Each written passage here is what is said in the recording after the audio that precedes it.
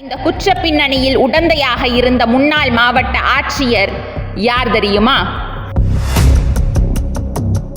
2021ஆம் ஆண்டு தஞ்சாவூர் மாவட்ட ஆட்சியராக பணிபுரிந்து மக்களிடம் நற்பெயர் பெற்ற தினேஷ் பொன்ராஜ் ஆலிவர் தான். தற்போது தமிழக பதிவுத்துறை தலைவராக பதவி வகிக்கும் இவர் கிட்டத்தட்ட 1 கோடிக்கு மேல் பணத்தை லஞ்சமாக பெற்றுக்கொண்டு குற்றவாளிகளுக்கு சாதகமாக நடவடிக்கை எடுக்க அனுமதி வழங்காமல் இழுத்தடித்து வருவது அதிர்ச்சியை ஏற்படுத்தியுள்ளது.